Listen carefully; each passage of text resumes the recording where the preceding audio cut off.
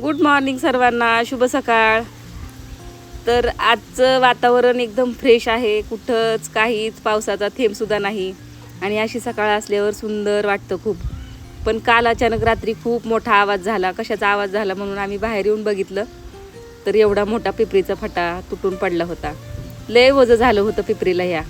आणि आमची पिपर आहे ना अशी एका साईडनी वाकडी पण झालेली.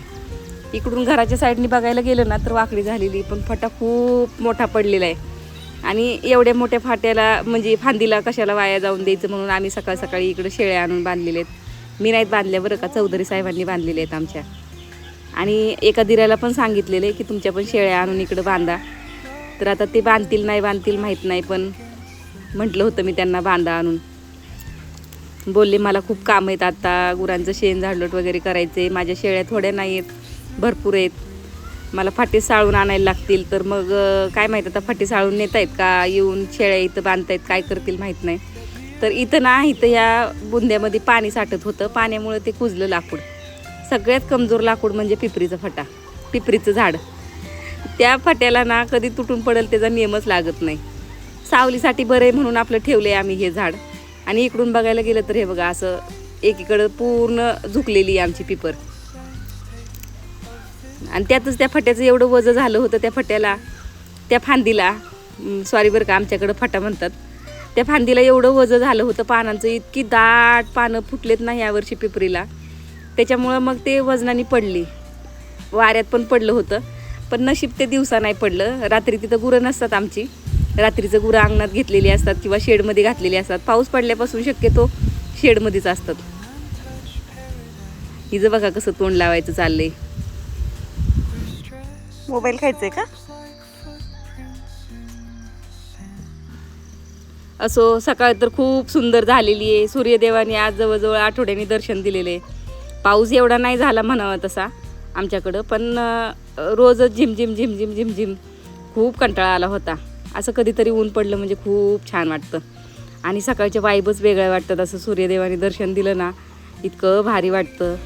हेच ऊन बघायला आठवडा झालं मन तरसलं होतं, वाटायचं कधी ऊन पडेल एकदाचं. आणि आभाळ पण एकदम शुभ्र असं आहे आज. बहुतेक पाऊस उघडीप घेतोय की काय काय माहिती आता. भीती वाटते पाऊस उघडीप घेईल म्हणून सुद्धा बरं का. पण जास्त पण लागून राहिलेला पाऊस नाही ना चांगला, गुरांना काही खाता येत नाही, सगळ्याच गोष्टींची अडचण, वैरण आणता येत नाही.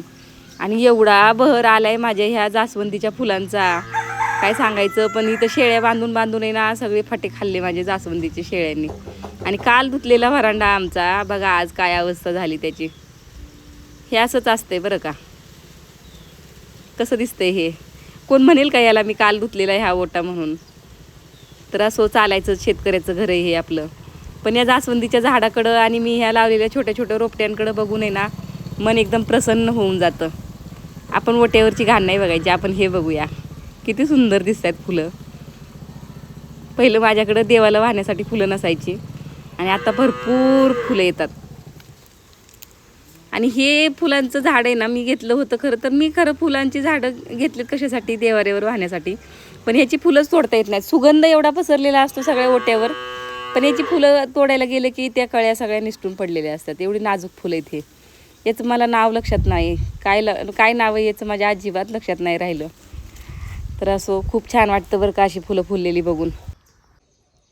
आज मस्त उन्हाची चटक पडली, पण तावतंय ऊन. पाऊस येईल वाटतंय आज सुद्धा. पिपरीचा फटा पडलाय. लाईट कसली आली बघून या की. मोटर जी आली असली तर मोटर तरी चालू करा. राहून दे की काय मग, एकदाच एकाच ह्याच्यात सगळं तोडा म्हणून नेम आहे का काय. इथं पाण्याचं बघा आधी जाऊन.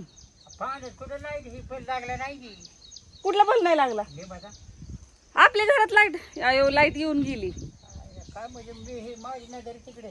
म्हणजे मी काय खोटं बोलत आली का काय. लाईट आली म्हणून मी सांगायला आली. पाणी नाही घरात, टिपका सुद्धा भांडी घासायला सुद्धा पाणी नाही. आंघोळीचं तर लांबच, आंघोळीला आणावं लागेल शुभांगीच्या इकडनं जाऊन एक अर्धा हांडा. तर ना दुपारचे 2 वाजलेत आणि चौधरी साहेब कामावरून घरी आले, मोटर चालू होई नाही, काय करायचं.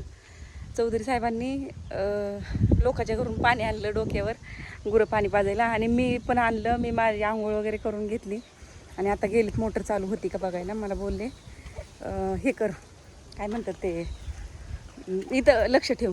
इथं जोडाजोडी पण केली चौधरी साहेबांनी आज. तो पाईप ना मला पकडता येत नसायचा ना, गळून पडायचा.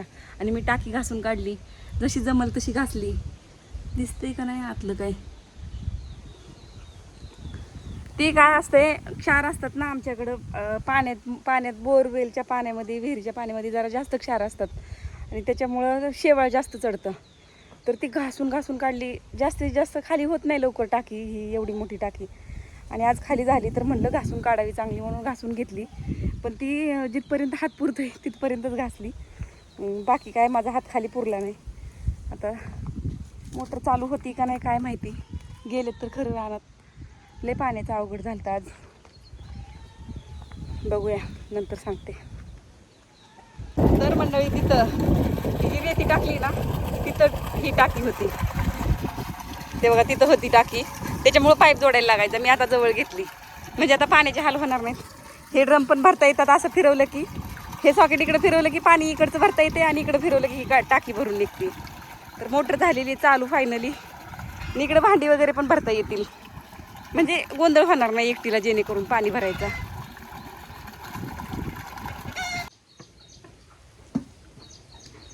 तर मंडळी पाणी भरता भरता 3 वाजले आणि भूक लागली. सकाळपासून खिचडीच खाल्ली नाही साबुदाण्याची, म्हणून मग म्हणलं चला आता चुलीवरच बनवते. बाहेर हवेशीर पटांगणात काय झालंय, आज ऊन पडले आणि घरात लय गरम होते, बेकार गरम होते घरात. म्हणून आता चूल पेटवली. तर ती चुलीचं पण दुकान होते वाऱ्याने.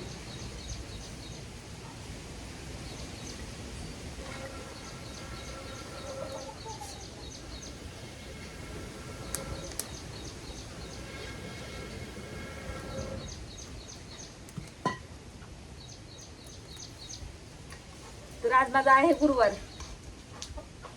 आणि काल कुठला व्हिडिओ पोस्ट केला नव्हता.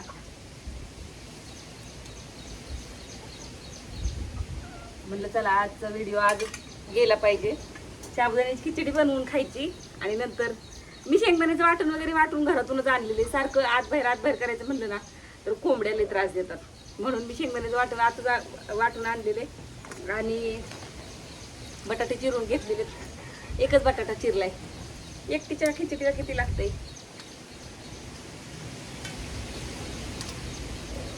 मिरची वगैरे चिरून आणली आतूनच. चुली पुढे जेवण बनवायचं म्हणलं ना की मला हे असंच करायला लागतं. सगळी तयारी आतच करायची आणि बाहेर फक्त सामान घेऊन यायचं, फोडणी वगैरे टाकायची.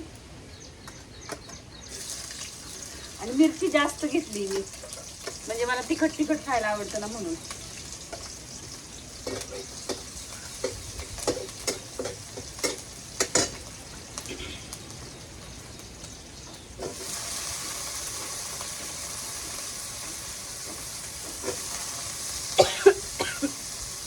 पण ती तिखट आहे मिरची. दिसतंय का? दिसतंय.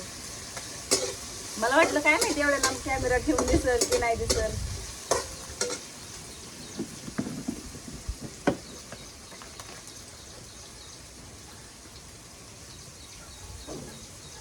आणि मला ना चमच्याने अंदाज समजत नाही मिठाचा. माझ्या हातानेच मीठ टाकणार असतं.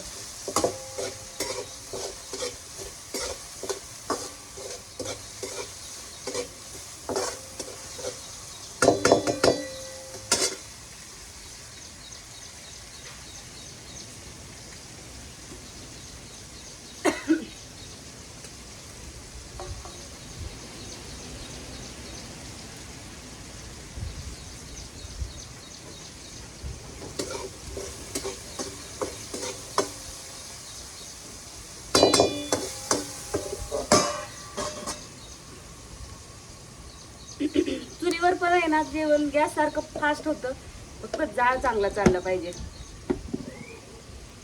इथं ह्या कॅरी बॅग मध्ये तुम्हाला पिशव्या दिसत असतील. ह्या घरातलं जे प्लास्टिक असतं ना ते मी प्लास्टिक फेकत नाही कुठं. ते प्लास्टिक जमा करून ठेवायचं, चूल पेटवणीला उपयोगी येतं.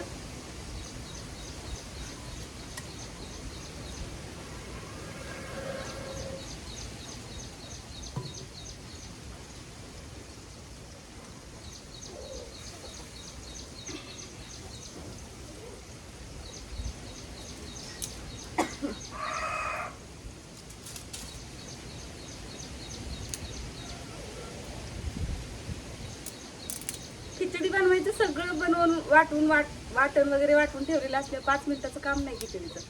5 मिनिटात तर खिचडी होऊन जाते. तर सगळी तयारी झालेली असली पाहिजे.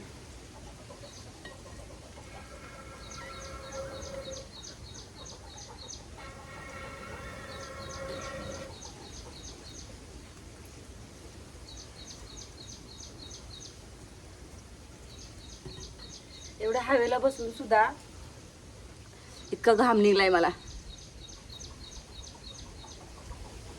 गरमच तेवढं होते आज. ए बाई, काय होते तुला?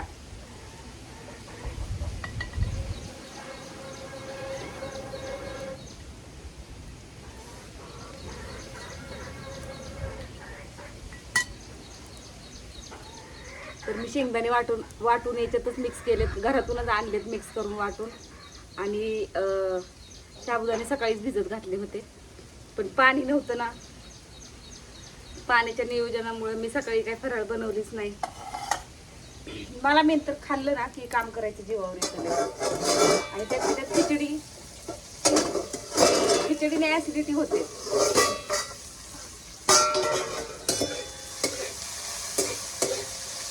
मस्त हिरवा हिरवा रंग आलाय बटाट्यांना.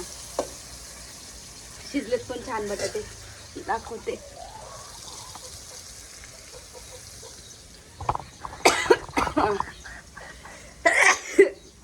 भरपूर तिखट आहे बाबा मिरची.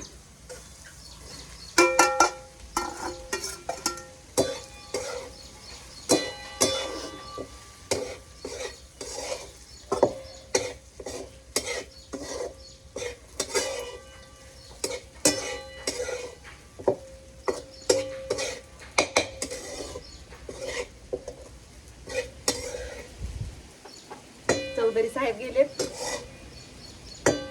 हे आणायला गुरांना. ऊन पडले आज तर म्हणले कडवाळ घेऊन येतो म्हणून गेलेत. अजून थोडंसं मीठ टाकते. पहिलं मीठ टाकलेलं बटाट्याच्या मापात टाकलं होतं.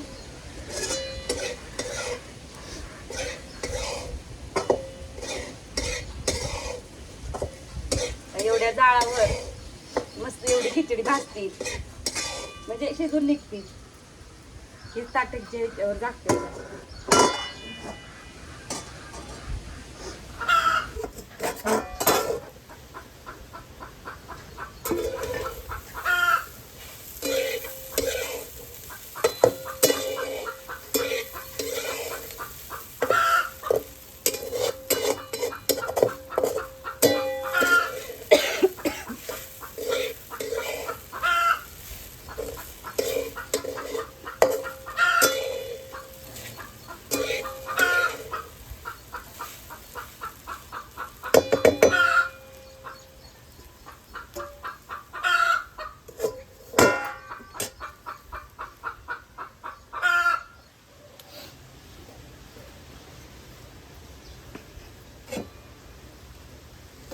तर मंडळी विस्तू वगैरे सगळं शांत झालेलं आहे आपलं.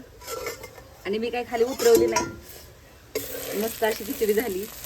तरी मला वाटलं होतं कडक होईल म्हणून मध्येच एकदा मी झाकण काढून हलवली होती बरं का. म्हणलं मी ठेवायची जाळ चालू आणि त्याच्यावर खिचडी कडक व्हायची.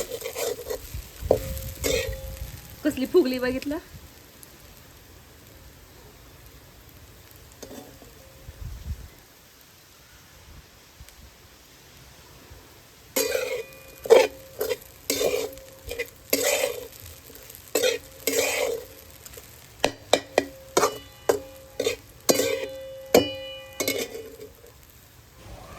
तर मंडळी या साबुदाण्याची खिचडी खायला. मस्त अशी तिखट झणझणीत खिचडी केली. पण एक आहे माझ्यामध्ये फॉल्ट. खिचडी भरपूर तिखट करते, झणझणीत करते.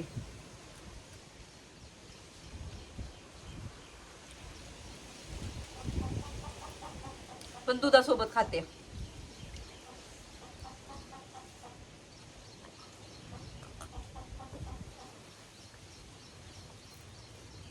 दूध, दही किंवा ताक याच्याशिवाय मला खिचडी गिळत नाही बघा. तर इकडे दुधाचा टोपा आणून ठेवलेला आहे मी. छान अशी त्याच्यावरची साय काढून घेते.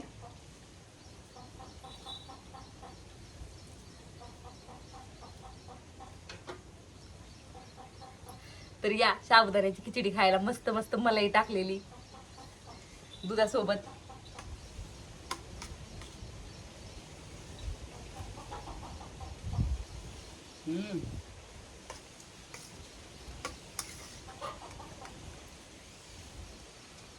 बऱ्याच लोकांना आहे ना खिचडी म्हणजे फक्त खिचडीच आवडते, त्याच्यात काय सुद्धा आवडत नाही. पण मला खिचडीमध्ये दूध, दही, ताक, लिंबू काही आवडतं. केळी सुद्धा त्याच्यासोबत तोंडी लावून खाऊ शकते मी, तरच खिचडी घेते. नाहीतर नुसती कोरडी खिचडी खायची म्हणल्यावर माझ्या इथूनच जात नाही खाली. तर एकच नंबर बेत झालेला आहे. बेत आपला एकच नंबर असतो चुलीवरचा, पण रोज रोज शेअर करत नाही मी.